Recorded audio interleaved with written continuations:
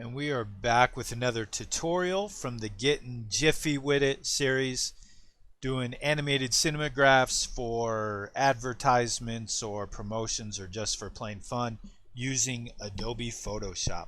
Second one that we have from the book, and again, all the resources for this can be found at codepeterson.com. And you can follow along on the ebook that I have there, or you can just follow along with the video, or both. And all those things are available for you. The images I got are all from Unsplash, and you can download them from that resource file. You can also substitute them with any images you want. Let's go ahead and get started. Jurassic Park. So this is from the chapter We Have a T-Rex. To begin with, this will be like a post that could be posted onto Twitter or to a web page, and because of that, the width will be 1200 pixels by 628 pixels. 72 pixels per inch is fine. RGB color, 8-bit is great, and nothing else really matters with that. So we'll click create, and it takes us here to our canvas that we'll be working with. Alright, to begin with, the first image that we actually want to bring in on this is from our little folder, and I found this picture on Unsplash of a car window. I'll click and drag it in, or you can go to File, Place, Embed it, either way. And we just want to make sure that this is wider than the canvas. It is perfectly fine if it's wider, if it's bigger. We don't want it to fit in there perfectly, otherwise it's going to distort our window. I'll place it in here about like that. Looks pretty good.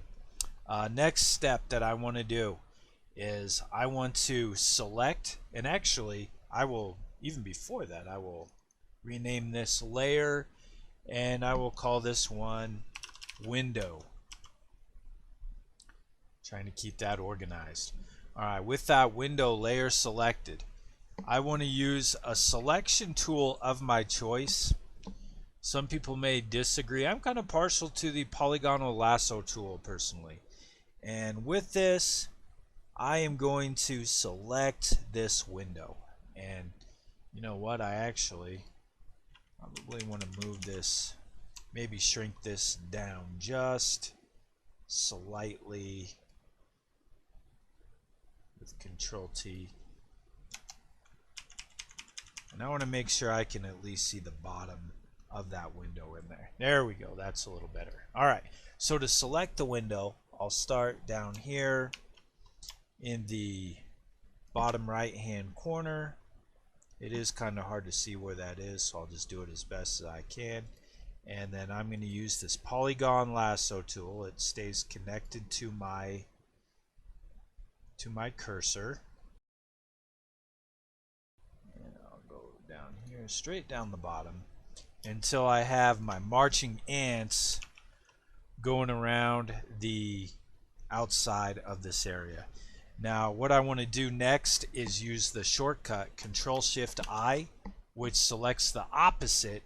It inverts or inverses my selection, and now instead of having the window selected, I have the opposite of the window selected.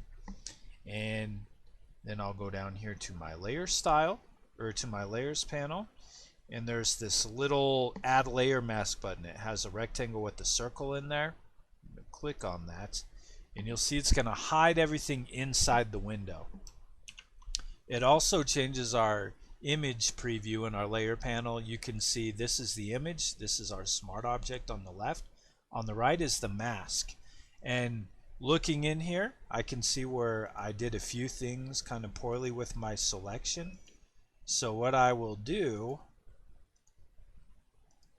is I will go ahead and select kind of this area where it's blue. I don't necessarily want that to be, that blue around the edges to be showing up. So I'll select around that. You may have noticed a few areas where you can kind of clean yours up a little bit. And when I close up that area of the selection,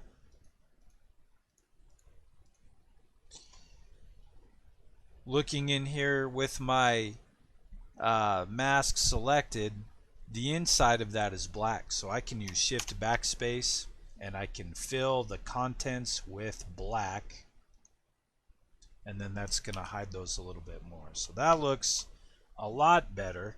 It's not perfect, but it's okay because we'll do some things to fix it up a little bit more later. Alright, once we have that done, then I want to make sure that, again, that this black and white layer mask is selected. And then I want to go up here to Filter and find Blur and then Gaussian Blur. And once this opens up, I want to change the radius of this to 2.5 pixels just to soften the edge of this window a little bit. And then I can click OK. And then once I have that finished, you might notice around the outside it's a little bit fuzzy out there. So I can Control T my smart object, select the smart object, Control T, and then I'll click and I'll expand this a little bit, make it just a little bit bigger to hide that edge so it's not showing up with my picture. That's alright. And now we should be pretty good to go. The next portion of this, we need to bring in our new background for this image here. So to do that, I'm going to create a new layer above my background layer, but underneath the window. And in here I'll go back to my window, or I'll go to File, Place, Embedded, and I'll find this picture of the background that I want to bring in. I'll click and drag that here. Going to bring it in here and make this to where it fills up the space in the window. So as long as it's a little bit bigger than the window, that's what really matters most to me. I might bring this down a little bit so the height looks okay. And once it's placed where I want it to place it, I'll press Enter. And I will rename this particular layer as Woods. Alright, so we have another smart object here with that. And you'll notice in our adjustments here, I can actually find on here, we have all these different layers, layer changes and things that we can adjust. And the one in the middle on the far left is called Hue Saturation. I'm going to click on that, and this is going to make changes to that woods layer that is right there. And if I bring the saturation down to -60, take out some of the color out of that, and if I adjust the lightness down to -15, that's going to help this to blend a little bit better. Then also with this woods layer selected here, then I can go back up here to Filter and go to Blur and go to Gaussian Blur, and we'll put a smart filter on this. And this one I will bring the blur down to about 2 pixels for just kind of a nice soft blur in the background there. I'll then click OK. Now it is time for our dinosaur. So for this, I will make a new layer in between the woods, or actually in between the hue saturation layer and the window, or you could actually even put it above the woods layer if you want. Either one is fine as long as it's underneath the window. And you can play around with those that layer order at another time if you want. And I will make this window layer invisible And actually, I am just going to make everything invisible except for my background and my layer 1. And for this, we need to bring in the dinosaur. So bringing this image down here of this dinosaur, and this looks pretty good. Once I bring that in, I will rename this layer as Dino. And I want to select around the dino. And this can be a little bit of a pain. So if I go here to my object selection tool, and there's this select subject, I can click on that, and it is going to do its best to select around the subject. Alright, and you know that's not perfect on there, so then what I can do to add to that is go back to my polygon lasso tool here, and if I hold down the shift button here, and you'll see your polygon lasso tool is going to have a little plus underneath it there. So with this, I will kind of select around these areas that we're missing. Once I have those areas selected, then you can close up that selection and see how it fixes up right there. So that looks pretty good for the head. While that's selected, I can hold down the space bar to pan and zoom around. This area looks fine. This looks okay around the head here. There might be a few things I'll need to clean up later. Right now I'm just worrying about the areas that are not selected. If there's some places where there's too much selected, I can fix that easier at another time. Alright, and then these teeth. So doing the same thing, I'm going to go around the teeth here.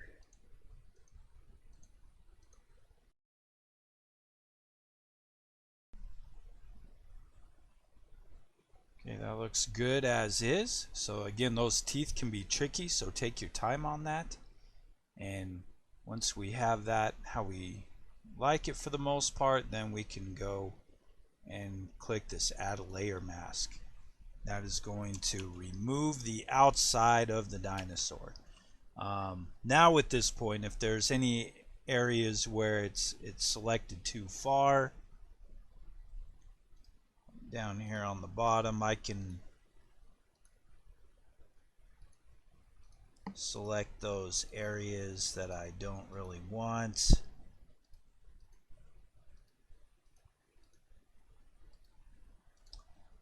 Some of this is going to be hidden and we can always fix it later. But I'll select that. I'll make sure my mask is selected in the dino layer. Shift backspace, fill that with black, and get that trimmed up as best as I can. Once that dinosaur, that dino layer is masked to your liking, then we can make the other layers visible again.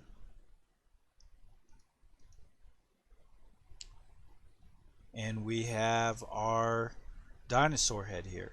I can also move this in here, and I'll tell you what, I actually kind of like that desaturated look from the woods on the dinosaur head, so I'll go ahead and slide that underneath that hue saturation layer. I think that'll work nicely. I also, because this dinosaur is a little bit on the sharp edge and it is through the window, I want to go here to filter,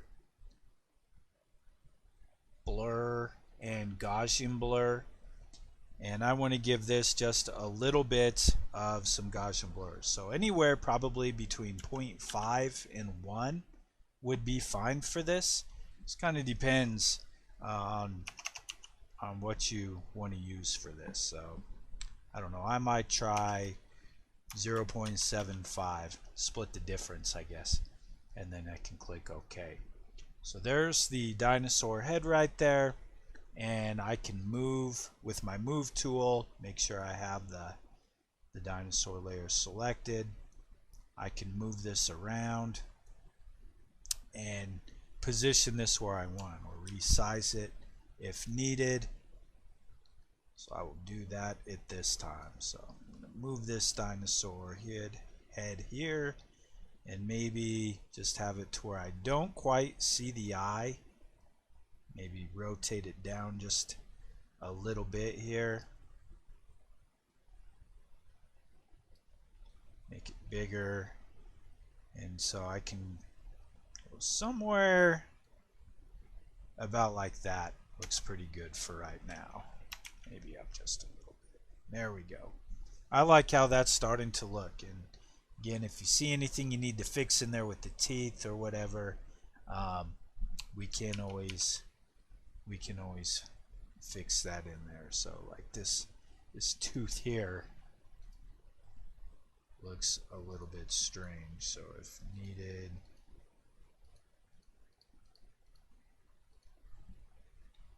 go here and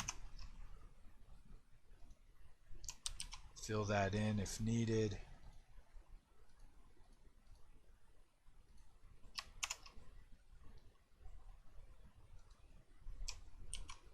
All right.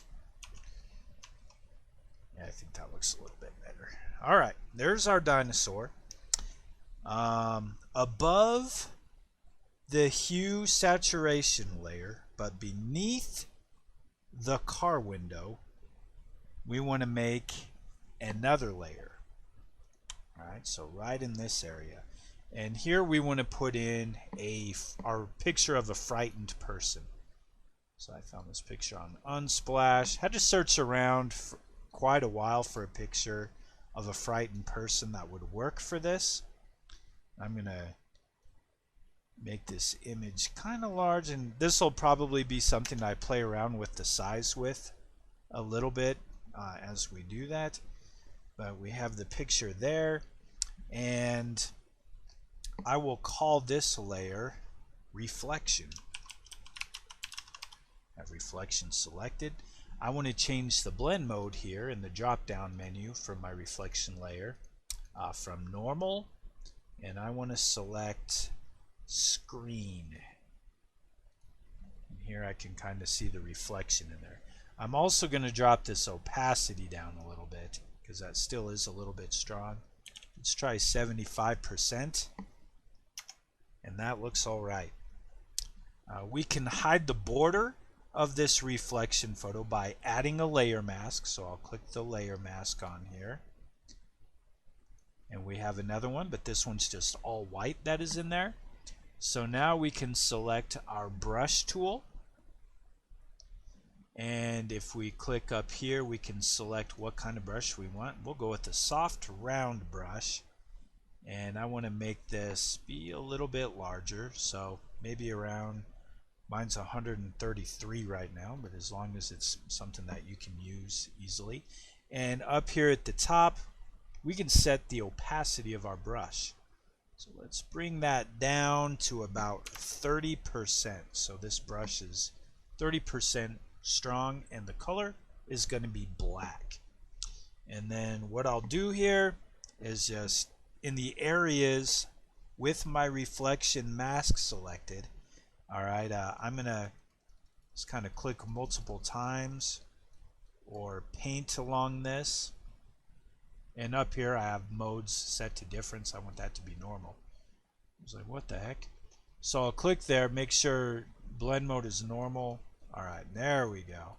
And then if I click, and it just erases a little bit at a time. So kind of where there's the obvious borders here, I want to take that out, so then we just see this reflection like this person sitting in the car, and then they see that dinosaur and they're trying to hold very still right there. So that looks pretty good.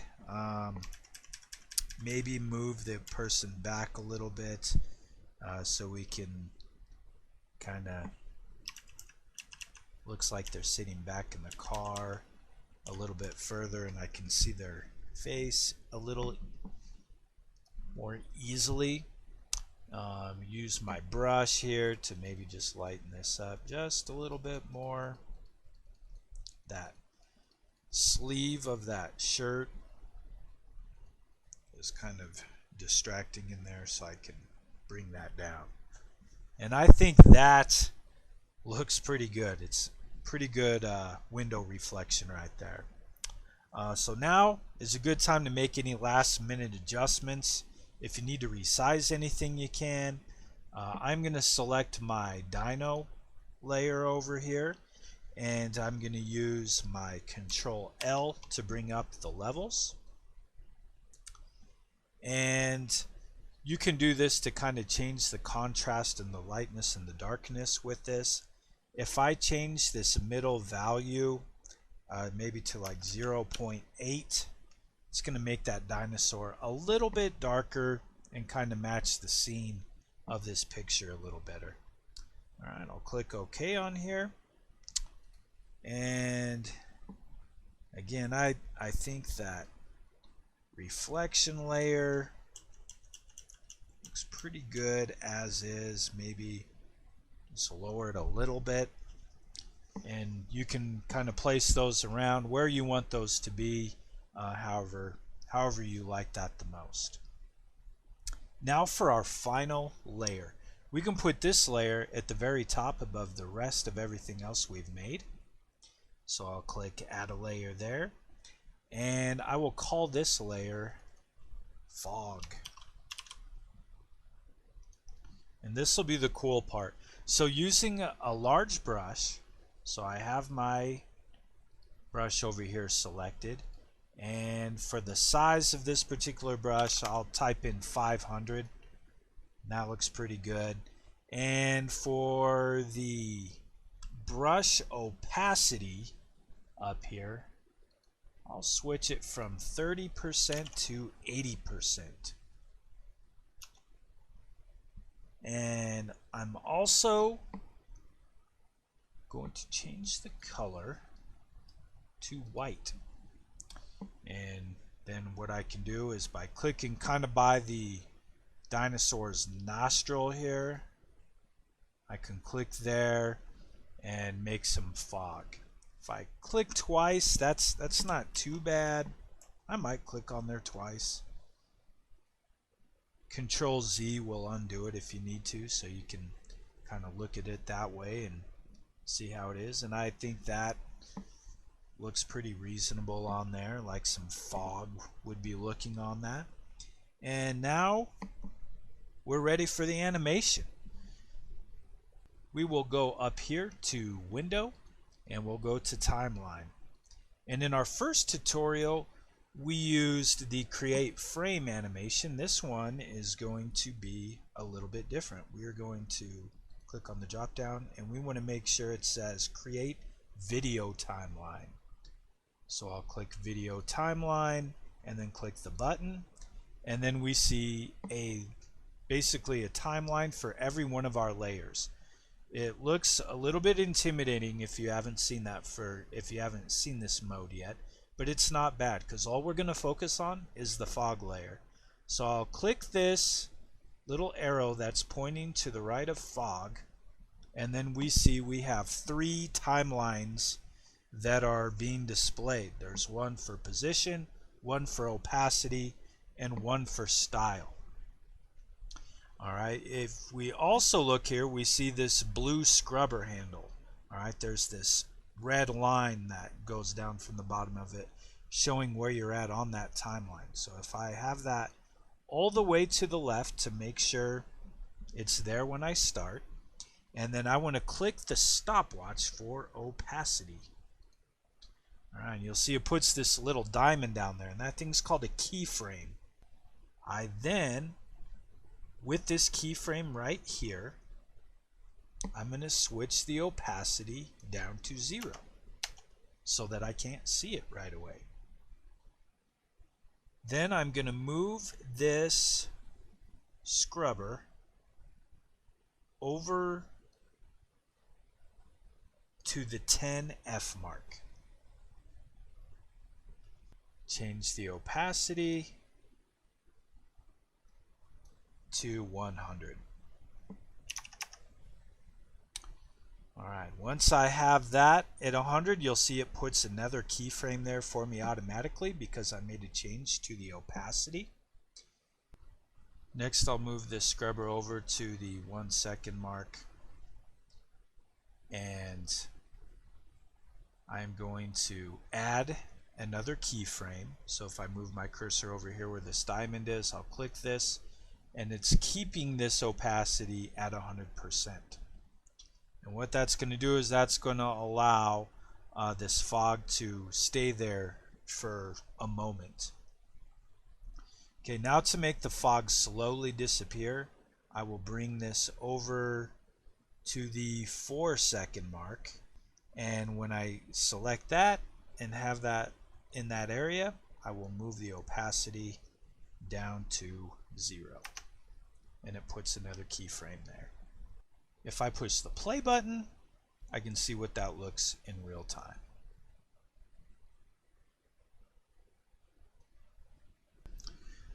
So now I am done with this part of the project. I need to save this.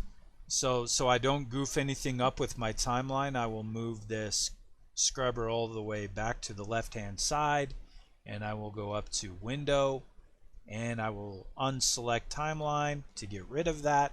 And as always, make sure you have this thing saved as a PSD file so that way you can go back and make changes to it if needed. You could simply replace the photograph of the person in the mirror and put a picture of you or one of your friends in there. Or if you didn't want a dinosaur there, you could put a giant dog or some kind of a large animal on the outside like they're looking in. So you can play with that in a lot of different ways, and it's easy to make those changes if you have access to all your layers. Once you have that saved as the PSD file, then we're ready to save this as an animation. We'll go up to File, and we will go to Export, and then Save for Web Legacy. And I wanted this to be on Twitter. If you're just putting this on a web page, you know, it kind of depends on the size you want to use. Probably don't want it to be 7 megabytes because that would be a little bit large for it to open up. And on Twitter, I have to have this thing be 5 megabytes or smaller. It's 7.328 on here.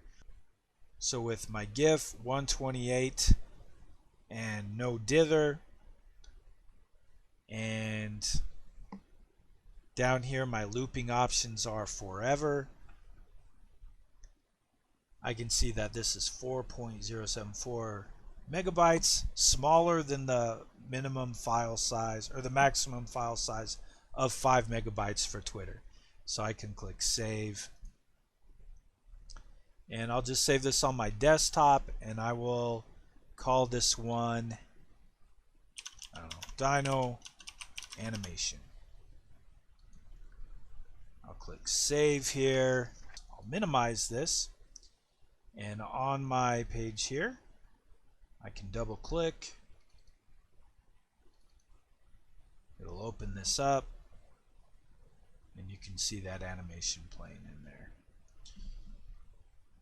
If you preview this, you can, you know, the window is usually responsive in your video, and then you can see what it would look like smaller. So if I needed to, I could go back into those settings and change those a little bit. And there we have it. It's always kind of fun to think of what you could do next with this project. You can make any change to the design like I said earlier. You can change the background, you can change the reflection, you can use a picture of you or your friends, change the animal, and then once you're done with that, if you're a teacher, you know, you could prompt your students and ask them how they could post this to advertise, possibly for a museum exhibit or a dinosaur exhibit or a museum grand opening, or maybe a promotion for a local play or for a podcast. Think about what fonts that you could use and apply to this. And if you were going to post this to social media, what would you use with the caption? What would you use for the hashtags or possible emoticons and all those good things that you can add with it? So let me know what you think of this in the comments below, and if this was useful or if you made any changes that you thought were pretty cool, I'd be happy to hear it. I appreciate y'all watching, and we'll look forward to seeing you and having you watch the next tutorial video.